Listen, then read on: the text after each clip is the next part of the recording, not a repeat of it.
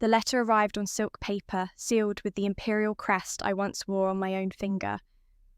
By decree of the Empress Dowager and the Imperial Council, Lady Lena of House Avant is hereby stripped of the title, land, and bloodright. You are to be exiled to the northern wastes within 3 days.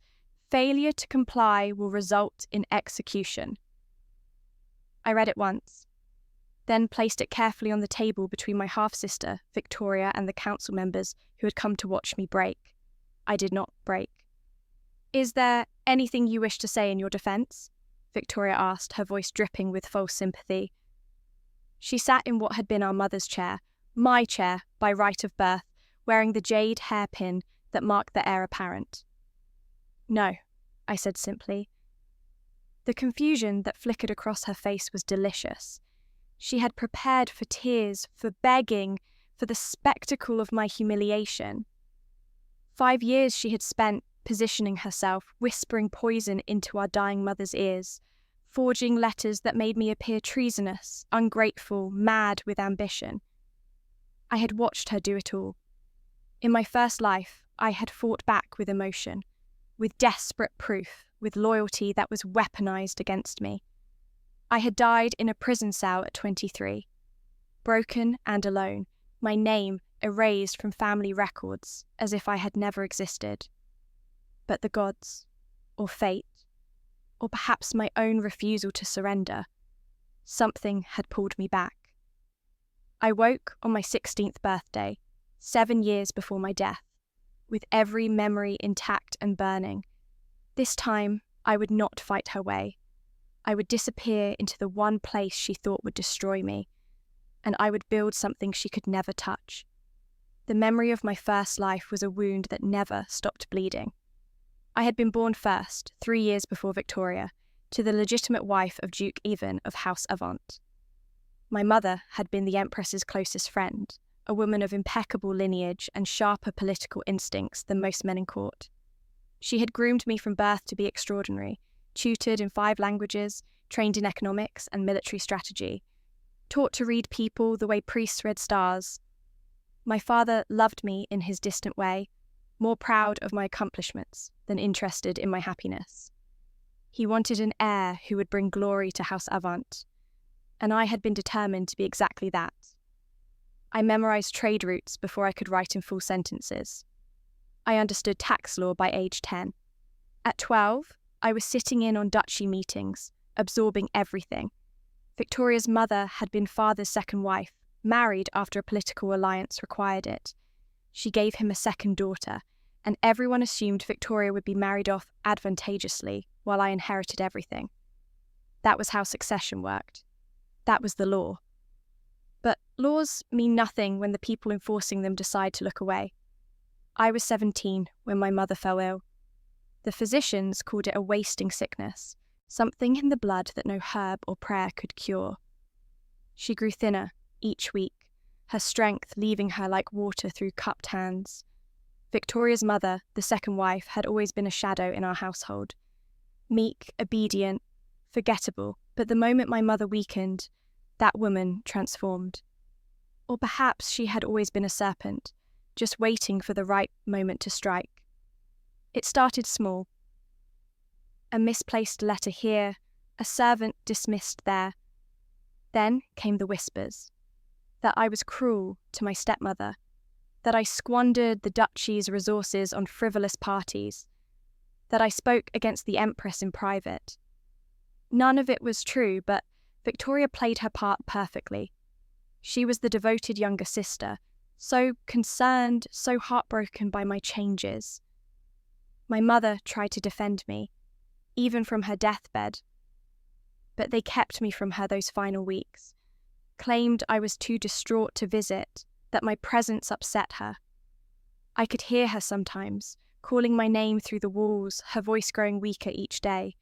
The servants would usher me away with pitying looks, saying the physicians had ordered complete rest. When they finally let me in, she was too weak to speak. She died holding my hand, trying to form words her voice could no longer carry. I never knew what she wanted to tell me. That ignorance haunted me through 2 lifetimes. At the funeral, Victoria cried beautifully. I stood dry-eyed, numb with grief too deep for tears, and the court decided I was cold, unfeeling, unnatural. A daughter who did not weep for her mother was a daughter capable of anything. The forgery came next, letters in my handwriting, purchased through a bribed tutor, showing I had been plotting to overthrow my own family and seize power illegally. Documents showing I had sold duchy secrets to rival houses. Testimony from servants who swore I had threatened them, abused them, stolen from the family coffers. I fought it, brought proof, showed inconsistencies. But Victoria had been thorough, and I had been naive. Every ally I turned to had already been bought or frightened away.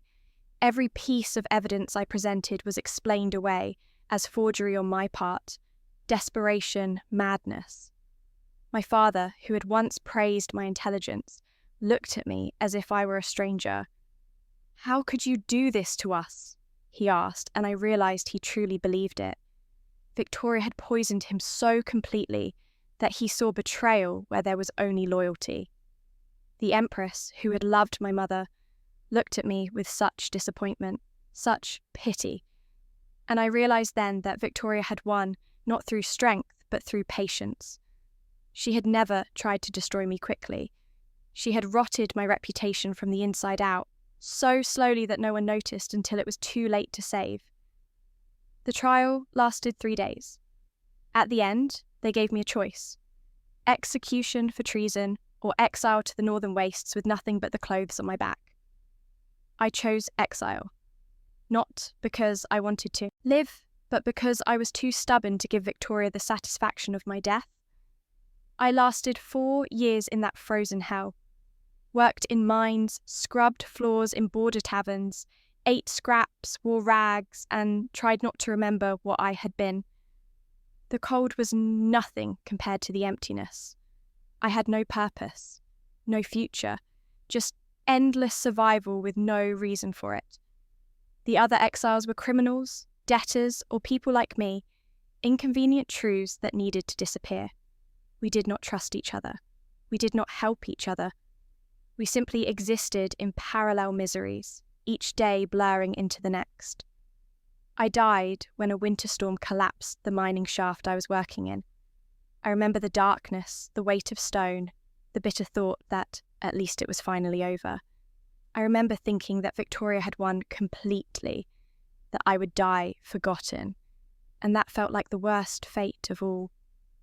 Then I woke up in my childhood bed, 16 again, with a letter on my desk summoning me to my mother's sitting room for afternoon tea. The disorientation of rebirth lasted 3 days. I spent those days locked in my room, claiming illness, while I processed the impossible reality. Every memory of my first life was intact, every betrayal, every loss, every moment of suffering. But I was young again, healthy again, and my mother was still alive. I could save her, I thought at first. Warn her, protect her, stop Victoria before she started. But then I remembered the wasting sickness, the way physicians had been baffled by it, the speed with which she declined. And I remembered small things.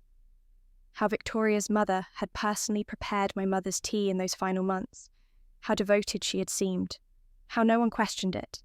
Poison? It had to be. Slow, undetectable, dismissed as natural illness. I could accuse her, but I had no proof. The same fate would befall me: madness, paranoia, desperate accusations from a jealous daughter. I would destroy myself faster than Victoria could manage it. So I made a different choice. I would not fight this battle.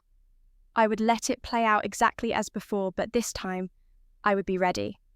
I would prepare for exile instead of being destroyed by it. I emerged from my room on the 4th day and went to tea with my mother. She looked so alive, so strong, and I had to swallow the grief that threatened to choke me. "Are you feeling better, darling?" she asked, concerned. "Yes," I lied. "Just a passing thing." I spent the next year memorizing everything she taught me. Every political lesson, every piece of advice, every story about how she had navigated the treacherous waters of court life.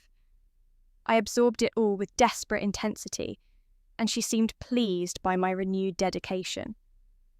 "You will be a great duchess," she told me once, stroking my hair. "I have no doubt." I wanted to tell her she was wrong, that I would never be a duchess, that Victoria was already planning her destruction. But I stayed silent. Some futures cannot be changed, only prepared for. When she fell ill, I played my part. I was the concerned daughter, the devastated heir, the young woman slowly unravelling under accusations she could not understand. And when they exiled me, I went quietly, with hidden resources and a plan Victoria could never imagine. For 3 days after reading that letter, I played the part of the resigned noblewoman preparing for exile. I did not rant, I did not weep.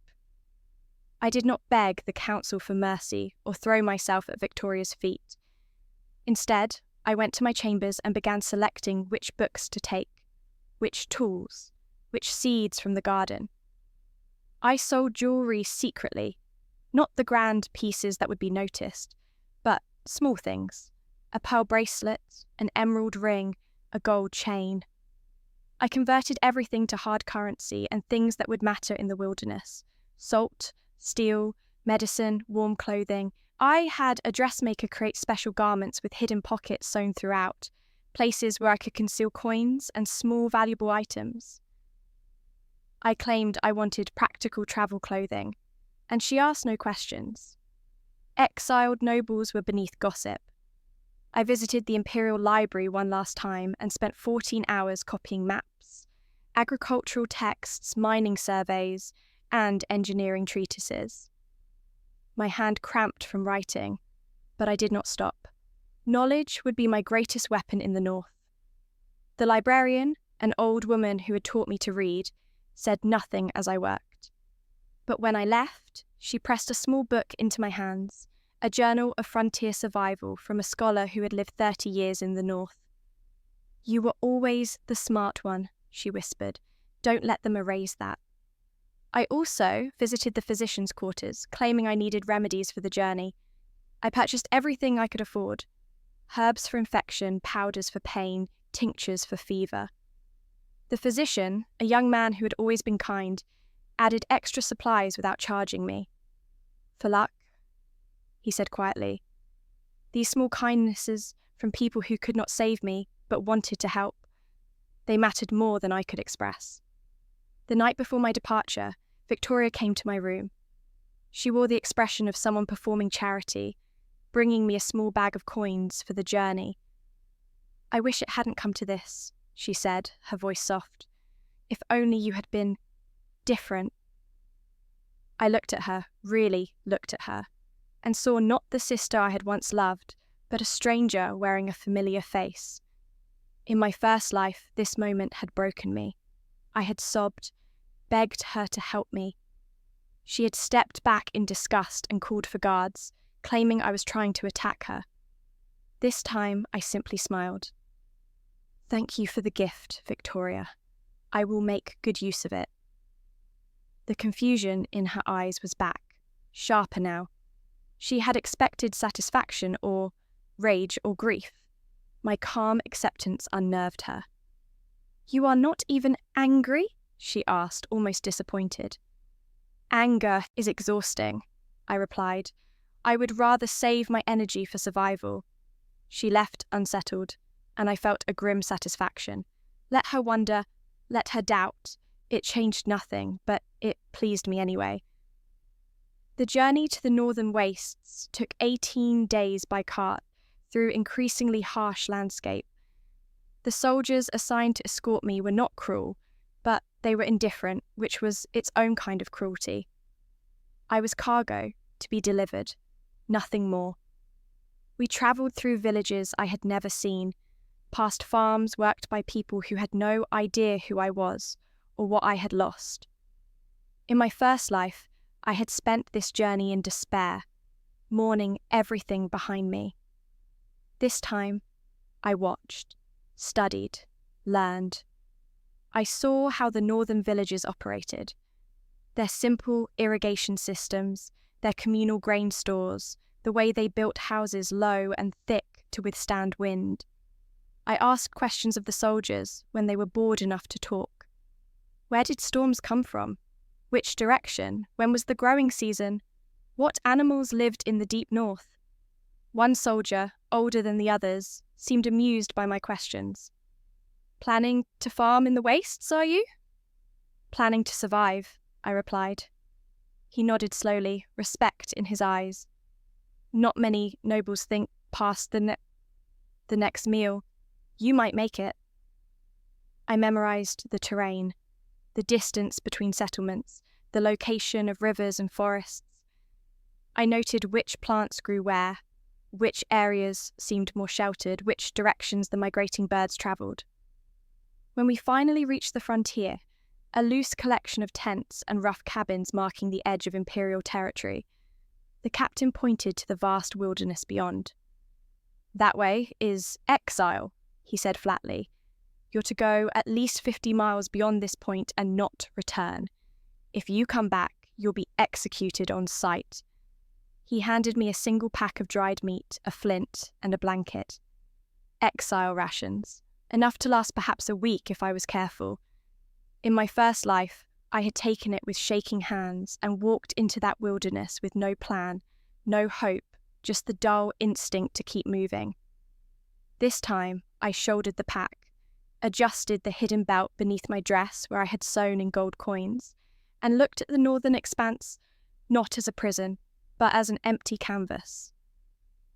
Understood, I said crisply. Then I turned and walked into my new life without looking back. The first 3 weeks were brutal despite my preparation. I had knowledge now, yes, but knowledge didn't keep you warm when temperatures dropped below freezing at night. It didn't make tree roots softer to sleep on or turn melted snow into a satisfying meal. But I had something I didn't have before: purpose. I walked north and west, following a tributary I had noted on the maps, until I found what I was looking for. A valley sheltered on 3 sides by rock formations, with a stream running through it and evidence of mineral deposits in the exposed cliff faces. The valley was perhaps a mile across, with scattered trees and scrub brush. The stream was clear and fast-moving, which meant it was fed by springs rather than just snowmelt. The cliffs would block the worst of the northern winds, and there were caves that could serve as temporary shelter. In my first life, I had stumbled into mining work by accident, desperate for any labour that would keep me alive. I had spent 4 years digging in the dark, hauling ore, watching other exiles and criminals pull wealth from the earth that they would never own. But I had learned. I had learned which rocks meant copper, which meant iron, and which, precious, rare, meant gold. The glint I saw in the stream bed that 4th week made my heart stop. Gold, not a lot, just flecks, traces, the kind that indicated a source somewhere upstream. I followed the water for 2 more days until I found it. A vein of gold ore in an exposed rock face, maybe 20 feet up, partially hidden by brush and weathering. In my old life, I would have wept, screamed, fallen to my knees. This time, I sat down carefully, ate a portion of my dwindling rations, and began to plan. Gold meant power. Gold meant resources.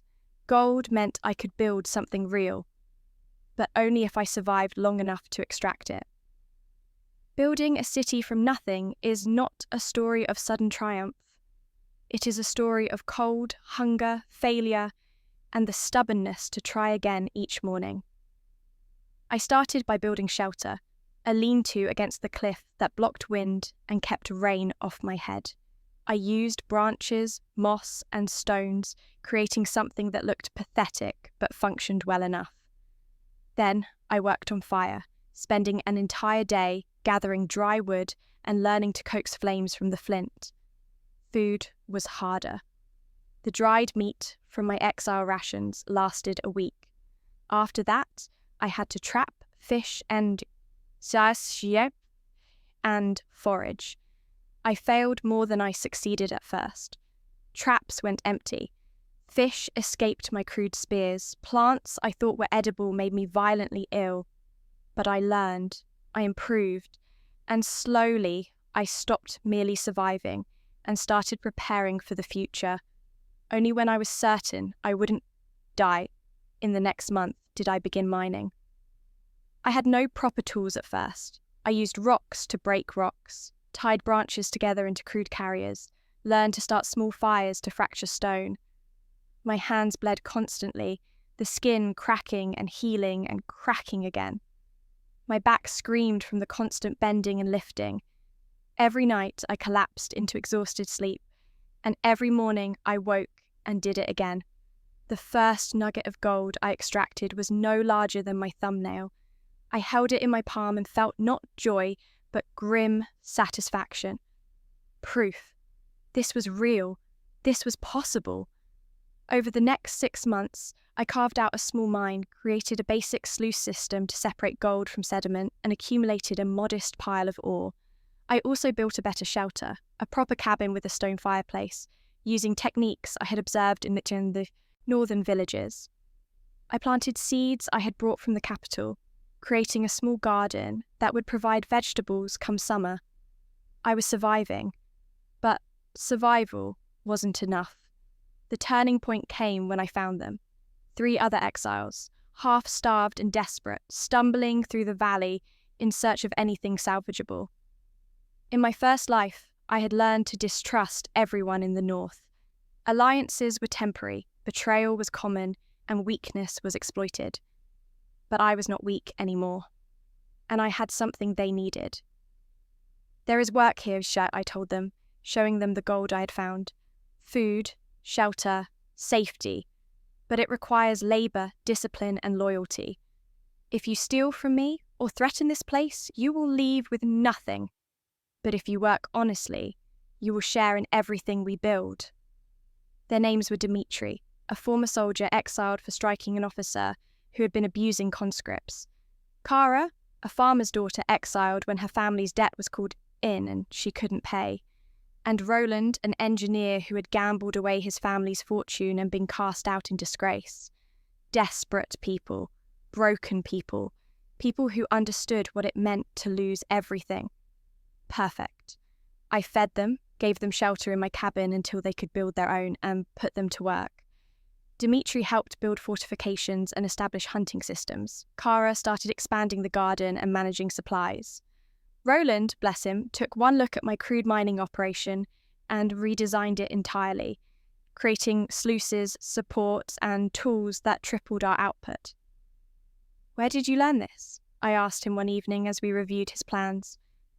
"My family built bridges," he said quietly, "before I destroyed everything. It's good to build again." "Then build," I told him. "Build until you forget what you lost." Within a year, we had a functional settlement. Within 2 years, we had a camp of 30. Word spread among the exiles, the desperate, the abandoned. There was a place in the north where you could work, eat, and be treated as human. I never lied to them. I offered no paradise, just fairness, purpose, and a share in what we built. They came anyway. By the 3rd year of my exile, Victoria had likely forgotten I existed. I had not forgotten her. Every coin of gold we extracted, I saved and recorded. Every improvement to our settlement, I documented. I was not just building a camp, I was building leverage. The settlement grew into something more organised. A small town, really, with proper houses, a communal hall, workshops, and even a school where Kara taught children to read. We established trade with frontier settlements, selling gold in small amounts through intermediaries so as not to attract attention. I remained anonymous, just another exile, though everyone in the settlement knew I was the one who had started it all. I preferred it that way. Let them think of me as Lena the Fair, Lena the Builder, not Lady Lena of House Avant. That name was dead, but I was very much alive. In the 4th year, we struck a second vein, larger than the first, and then a third. The valley was rich beyond imagining, and we had barely scratched the surface. Roland mapped the entire area, identifying at least 5 more potential sites. "This valley," he said one evening, spreading his maps across the table in my cabin, "could support a city of thousands. The gold alone would make us wealthier than most provincial capitals. But there's also iron, copper, and possibly silver, if we're systematic about it." "We could be independent," I finished. He looked at me sharply. "Is that what you want?" "Yes," I said, without hesitation. "The Empire threw us away. I want to build something they can never touch." He smiled slowly. "Then let's build a city." I called a meeting of the settlement leaders. There were 12 now, men and women who had proven themselves capable and trustworthy. Dimitri, who had become captain of our guard force. Kara, who managed our agricultural systems. Roland, our chief engineer. Others who had shown leadership in various areas. A healer named Petra, a blacksmith called Ivan, a former merchant named Helena, who had been exiled for speaking against corrupt tax collectors. "We are no longer just a camp," I told them. "We are a community. And communities need structure, protection, laws. I propose we formalise this, create a charter, elect a council, build something permanent." There was silence. Then Dimitri, who had become my closest friend and most trusted advisor, spoke. "And what would we call this place?" I had thought about this for a long time. In my first life, I had lost my name, my identity, everything that made me who I was. This place would not be about me. It would be about what we had all become. "Steelvale," I said, "because we have built something strong from nothing." The vote was unanimous.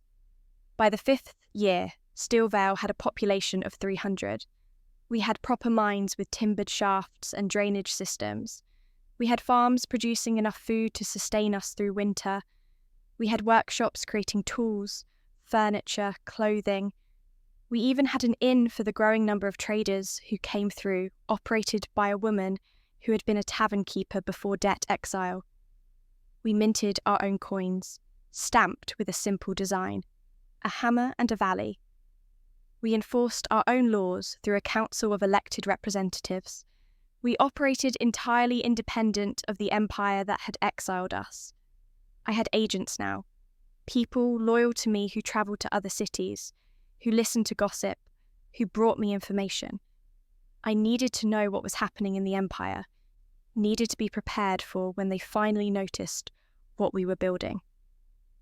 That was how I learned Victoria had been named Duchess in full, that she had married Prince Garrett, the Empress's nephew, securing her position, that she was positioning herself to become Empress when the current ruler died, that House Avant was struggling financially, that the lands I should have inherited were being mismanaged, that Victoria's husband was a fool who spent money like water and her advisors were corrupt.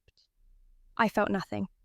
Not anger, not satisfaction, just cold clarity. Then one of my agents brought me something interesting. A letter from a merchant guild in the capital, inquiring about Steelvale. They had heard rumours of gold, of a thriving northern settlement. They wanted to establish trade.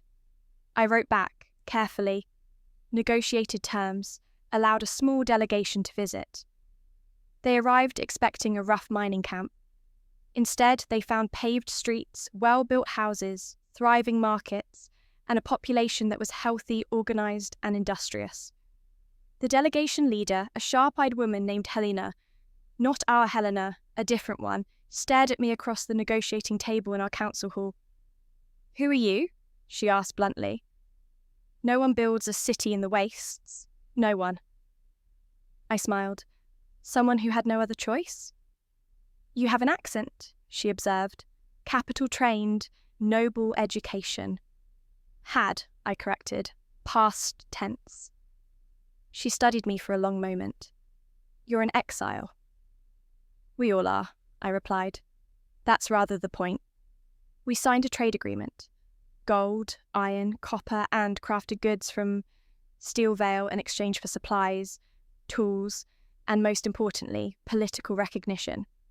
The Merchant Guild would formally acknowledge Steel Veil as a legitimate trading partner, which meant we existed in official records. Helena returned to the capital and reported to the Merchant Guild, then to the Economic Council, then to the Empress herself.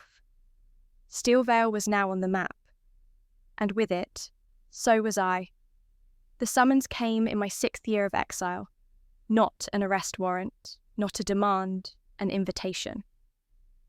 The Empress requests the presence of the founder of Steel Veil to discuss matters of mutual benefit. I read it twice, then burned it. 3 days later, a second letter arrived. This one was more direct. Your continued refusal to acknowledge imperial authority may result in intervention. The Empress requires answers. I called my council together and showed them both letters. They cannot ignore us anymore, I said calmly. Steel Veil is too valuable, too established. They want to control us, tax us, absorb us back into the Empire. What do you want to do? Roland asked. I had been preparing for this moment for 6 years. I want them to beg, I said simply. We will respond, but on our terms. I drafted a reply, polite but firm. Steel Veil was an independent settlement, founded by exiles with no imperial support. We were willing to discuss trade, diplomacy, and mutual benefit, but we would not be subjugated. I signed it simply. Lena, first founder of Steel Veil, no title, no house name, just the truth. The response was swift. An imperial delegation would arrive within the month to assess the situation. I prepared Steel Veil as if for war, though I had no intention of fighting. I wanted them to see what I had built. I wanted them to understand exactly what they had thrown away when they exiled me. And I wanted Victoria to know. The delegation arrived with 50 soldiers, 2 magistrates, and a representative from House Avant. Not Victoria herself. She had sent her steward, an oily man named Gregor, who had helped forge the evidence against me. I recognized him immediately. He had testified at my trial, claiming I had threatened him personally, that I was unstable and dangerous. I greeted them at the gates of Steel Veil wearing simple but fine clothing, practical wool and leather, with a single piece of jewellery. A silver chain with a small pendant, the crest of House Avant that had belonged to my mother. I had kept it through everything, sewn into the hem of my dress during exile. Gregor's face went white when he saw me. Lady, he stammered. Just Lena, I corrected gently. Titles have no meaning here. I gave them a tour, showed them the mines, the workshops, the farms, the school. Let them see the market bustling with trade, the children playing safely in the streets, the people who bowed to me not out of fear but respect. The magistrates took notes furiously. The soldiers looked uncomfortable, realising they had been sent to intimidate a city that was more prosperous than many of their home provinces. Gregor looked ill. That evening, I hosted them in our great hall, a building I had designed myself, with high ceilings, large windows, and a fireplace that could warm 100 people. We served a feast using ingredients grown or raised in Steel Veil, wines from our own vineyards that Roland had helped establish. Over dinner, the senior magistrate, an older man named Aldrich, spoke carefully. This is unexpected, he said. The reports described a mining camp. This is a city. Yes, I agreed. It is. The Empress is concerned about the gold, he continued. Such resources belong to the Empire. These resources belong to the people who found them, mined them, and built a civilization with them, I replied calmly. The Empire exiled us here with nothing. We owe it nothing. Aldrich's expression tightened. That could be considered treason. Treason requires citizenship, I pointed out. I was stripped of mine 6 years ago. Gregor finally found his voice. You were exiled for crimes against House Avant. I turned to him slowly. The hall had gone quiet. Everyone was watching now. Was I? I asked softly. Please, Gregor, tell everyone here exactly what crimes I committed. He opened his mouth, closed it. The soldiers were watching now, the magistrates too. You testified at my trial, I continued, my voice never rising above conversational. You said I threatened you, that I was dangerous, unstable. Tell them, Gregor, tell them exactly what I did. The evidence was clear. The evidence was forged, I said, and you knew it. How much did they pay you, Gregor? What did Victoria promise you to lie under oath? That's what I thought, I said quietly. I stood, drawing everyone's attention. I will not return to the Empire. I will not bend the knee to people who tried to erase me. But I am willing to negotiate. Steelvale can be an ally, a trade partner, a source of wealth for the Empire. Or it can be nothing. The choice is yours. Aldrich stared at me. The Empress will not accept defiance. Then the Empress will lose access to the largest gold deposits discovered in 3 generations, I replied. I am sure her rivals in the eastern provinces would be very interested in an alliance with Steelvale. It was a bluff, mostly, but Aldrich didn't need to know that. The delegation left the next morning with my terms written formally. Trade agreements, recognition of Steelvale as an autonomous territory, no imperial taxes for 10 years. After that, renegotiation.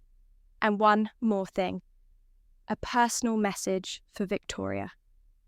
Tell the Duchess of House Avant that her sister is alive and well, and that I have not forgotten.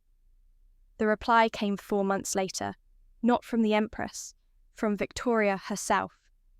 The letter was short. We should meet, privately. There are things that must be said. I almost laughed. She wanted to negotiate, to explain, to make me understand why she had done what she did. I burned that letter too. Instead, I sent back a single line. There is nothing to say. You made your choice. I made mine. But Victoria was not done. She sent gifts, jewels, silk, rare books. I distributed them among the people of Steelvale. The jewels went to funding our new hospital. The silk became curtains for the school. The books went into our growing library. She sent apologies, long, emotional letters describing her regrets, her impossible position, the pressure she had been under, how she had loved me, how she had never wanted to hurt me, how circumstances had forced her hand. I used them as kindling. She sent messengers begging for an audience. I sent them back with the same message. I have nothing to say to her. Finally, she sent a threat. If Steelvale did not submit to imperial authority, House Avant would support military action. I replied with numbers. The cost of such a campaign. The difficulty of supplying troops in the northern wastes. The risk of losing the gold entirely if we simply sealed the mines. The fact that our population included hundreds of former soldiers who knew how to fight and had nothing left to lose. And one more thing. I have copies of every forged document you created, every bribed testimony, every lie. They are with trusted individuals throughout the Empire. If anything happens to me or Steelvale, they will be released. I had spent 2 years gathering that evidence, tracking down the people Victoria had paid off, collecting confessions from those who regretted their part in my downfall. Some were dying and wanted to clear their consciences. Others had been cast aside by Victoria once they were no longer useful and were eager for revenge. A few simply believed in justice. It was insurance, but it was also justice waiting to be delivered. Victoria went silent after that. By the 8th year, Steelvale had become something extraordinary. We had nearly 1,000 residents, multiple thriving industries, and trade agreements with 5 different provinces. We had built bridges over the stream, paved the main roads with stone, and established postal routes connecting us to the frontier settlements. We had our own currency, our own courts, our own identity. Children born here had never known the Empire. To them, Steelvale was home, and the capital might as well have been another world. I was 32 years old, older than I had ever been in my first life. I walked through the city I had built and felt something I had forgotten existed. Peace. Not happiness, not yet, but the absence of fear, the presence of purpose, the knowledge that I had created something meaningful. Then came the news that changed everything. The Empress had died, suddenly, peacefully, in her sleep, they said. Victoria was next in line. I waited, watched, let my agent send reports. The coronation was planned. Victoria would become Empress within 3 months. Her husband would be Prince Consort. House Avant would become the Imperial House. Everything she had destroyed me for, she had achieved. And then, just weeks before the ceremony, scandal erupted. Letters appeared, published in broadsides, circulated in markets, read aloud in taverns. Letters detailing exactly how Victoria had destroyed her sister, how she had forged evidence, how she had bribed, manipulated, and lied her way to power, how she had perhaps even poisoned her own stepmother, my mother, to secure her position. My letters, the evidence I had gathered. I had not released them, but someone had. One of my agents, perhaps, deciding the timing was right, or maybe one of Victoria's enemies in court, using information they had purchased from someone I had trusted with copies, or perhaps just karma, finally catching up. The Empire erupted in outrage. Victoria tried to deny it, to spin it as enemy propaganda, lies from jealous rivals. But too many people corroborated the details. Too many former servants came forward, their guilt finally outweighing their guilt, finally outweighing their fear now that they saw others speaking truth. The coronation was postponed, an investigation was launched, and Victoria, for the first time in her life, was called to defend herself before people who did not automatically believe her. I watched from Steelvale, from the city I had built from nothing, and felt nothing but cold satisfaction. I did not need to destroy her. She had destroyed herself. I had simply made sure the truth survived. 3 months after the scandal broke, I received a visitor. Not Victoria, not a magistrate or a soldier. My stepmother, Victoria's mother. She arrived alone, in a simple carriage, looking decades older than I remembered. The meek, forgettable woman who had helped orchestrate my downfall now stood before me with trembling hands. "I am here to beg," she said simply. I let her in, offered tea, said nothing. "Victoria is facing execution," she continued, her voice breaking. "For treason, for fraud, for everything. I know what we did to you. I know it was unforgivable. But she is still my daughter. Please." "Please what?" I asked calmly. "Speak for her. Tell them she should be exiled, not executed. You have influence now. The new provisional government listens to you." It was true. Steelvale's success had made me a symbol. Proof that the Empire's rejects could become exceptional.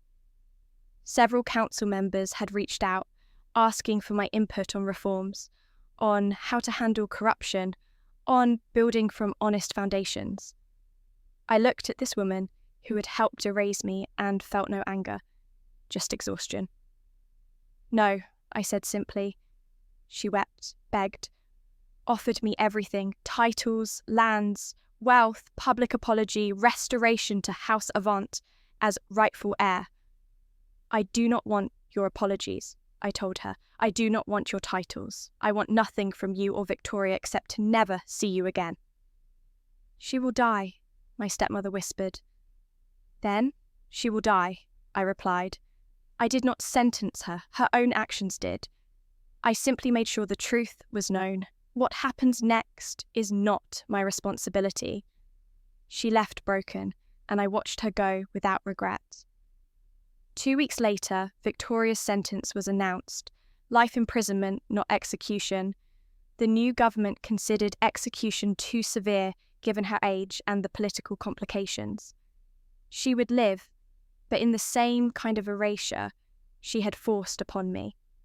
I was not surprised. Victoria had always been good at surviving, but she would survive as I had, stripped of power, erased from importance, forced to live with the consequences of her choices. That was enough. Years passed. Steelvale continued to grow, to thrive, to become something beyond what I had imagined. I grew older, watched children I had taught become leaders themselves, saw the city evolve beyond my original vision into something organic and alive. I never returned to the capital, never reclaimed my title, never sought revenge beyond the truth. I had built something better than anything Victoria could touch.